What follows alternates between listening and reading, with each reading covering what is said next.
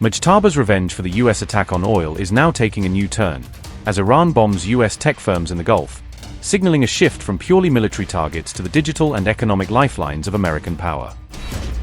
After striking an Amazon facility in Bahrain, Iran is now suspected of hitting an Oracle data hub in Dubai, opening a dangerous new front where cloud infrastructure and data centers themselves become targets in this widening war. Mujtaba is going after US tech cash cows as Trump continues the war, putting giants from cloud providers to chipmakers in the crosshairs and testing how far Washington will go to shield its corporate heavyweights overseas. Trump appears to be running out of ideas, resorting to bombing the tallest bridge in the Middle East as a show of force that may play well to his base but risks deepening regional chaos and damaging critical civilian infrastructure.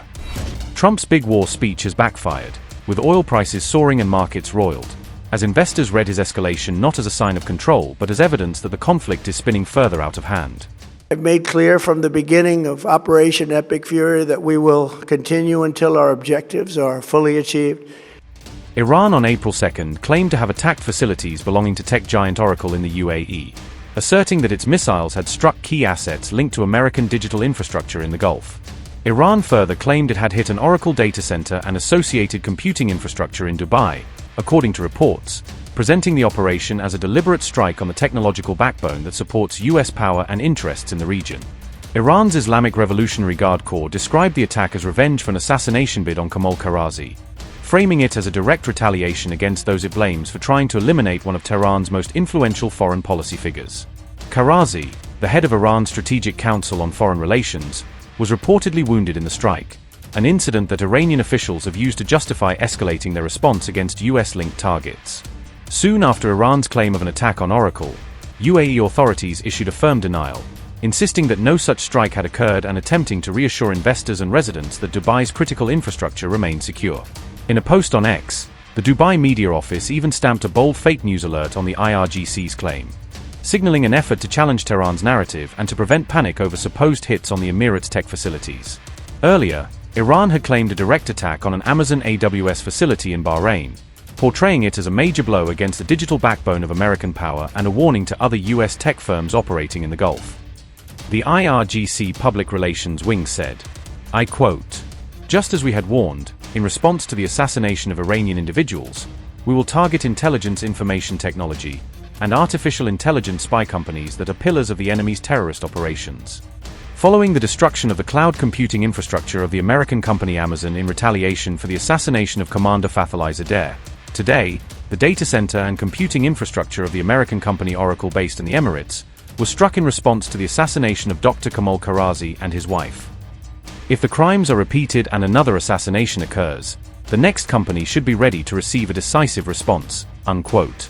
Meanwhile, Trump posted a video of an airstrike on the B1 bridge in the west of Tehran, showcasing the strike as proof that the US could still hit high-profile infrastructure targets deep inside Iran. Notably, the B1 bridge was known as the tallest bridge in the Middle East, so its destruction carries a powerful symbolic message as well, signaling Washington's willingness to demolish landmark structures to keep up pressure on Tehran. Donald Trump said, quote, "The biggest bridge in Iran comes tumbling down, never to be used again, much more to follow. It is time for Iran to make a deal before it is too late, and there is nothing left of what still could become a great country." My first preference was always the path of diplomacy, yet the regime continued their relentless quest for nuclear weapons and rejected every attempt at an agreement. For this reason, in June, I ordered a strike on Iran's key nuclear facilities, an Operation Midnight Hammer. Nobody's ever seen anything like it. Those beautiful B-2 bombers performed magnificently. We totally obliterated those nuclear sites. The regime then sought to rebuild their nuclear program at a totally different location, making clear they had no intention of abandoning their pursuit of nuclear weapons. They were also rapidly building a vast stockpile of conventional ballistic missiles and would soon have had missiles that could reach the American homeland, Europe, and virtually any other place on Earth. Iran's strategy was so obvious. They wanted to produce as many missiles as possible, and they did, with the longest range possible, and they had some weapons that nobody believed they had. We just learned that out. We took them out, we took them all out, so that no one would really dare stop them. and their race for a nuclear bomb, a nuclear weapon like nobody's ever seen before. They were right at the doorstep. For years, everyone has said that Iran cannot have nuclear weapons, but in the end, those are just words if you're not willing to take action when the time comes. As I stated in my announcement of Operation Epic Fury, our objectives are very simple and clear. We are systematically dismantling the regime's ability to threaten America or project power outside of their borders. That means eliminating Iran's Navy, which is now absolutely destroyed, hurting their Air Force and their missile program at levels never seen before, and annihilating their defense industrial base. We've done all of it. Their Navy is gone, their Air Force is gone, their missiles are just about used up or beaten. Taken together, these actions will cripple Iran military, crush their ability to support terrorist proxies, and deny them the ability to build a nuclear bomb. Our armed forces have been extraordinary. There's never been anything like it militarily. Everyone is talking about it, and tonight I'm pleased to say that these core strategic objectives are nearing completion. Israel claimed to have killed Makatem Ozimi, an Iranian missile commander, on April 2nd, presenting the strike as a major success in its campaign to cripple Tehran's ability to fire rockets at its territory. Israel said Ozimi had been responsible for multiple missile launches towards Israel, accusing him of directing significant barrages and framing his elimination as a direct response to those attacks. The commander was based in western Iran, according to an Iran International report, highlighting how Israeli operations are now reaching deep into Iranian territory to hit key figures in its military network. The Israeli military vowed to continue pursuing those who fired missiles at Israel, signaling that this strike is part of a broader strategy of targeted killings aimed at deterring further launches and degrading Iran's command structure. An Iranian political security official said Tehran will gradually increase its missile strikes on US and Israeli targets as the war continues. He added that this escalation is part of a phased strategy that is guiding Iran's broader retaliatory campaign across the region. According to Press TV, missile launches from Iranian territory are expected to intensify steadily over the coming period. The same official said operations by the Axis of Resistance will also expand and roughly double in scope across multiple fronts. Iran's aim, he stressed, is to hit enemy interests on several fronts simultaneously rather than on a single battlefield. Priority targets include US and Israeli radar and air defense systems, which Iran says it is systematically trying to degrade.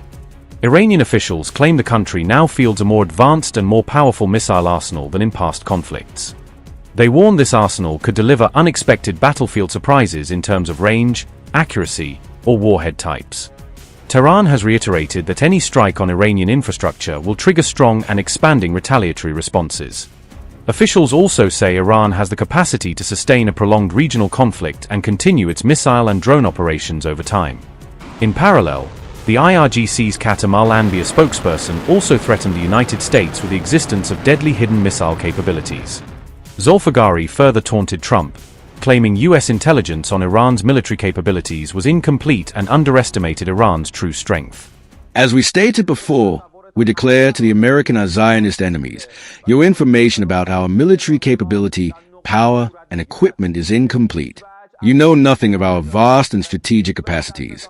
Do not hope that you have destroyed our centers of producing strategic missiles, long-range offensive and precision-guided drones, modern air defense systems, electronic warfare systems, and our specialized equipment, because with such assumptions, you will only further increase the depth of the swamp in which you have trapped yourselves. The centers you believe you have targeted are insignificant, and our strategic military production takes place in locations you are completely unaware of and will never be able to reach. We will spare you the trouble. Do not count our missiles, drones, and strategic equipment, because you will certainly be mistaken and get nowhere. You must pay the price of the aggression that you initiated against the honorable, noble, and Muslim nation. With trust in Almighty God, this war will continue until your humiliation, disgrace, lasting regret, and eventual surrender are certain. Following the continuation of the heavy and unimaginable blows and strikes you have already received, expect even more forceful, broader, and more destructive action from us.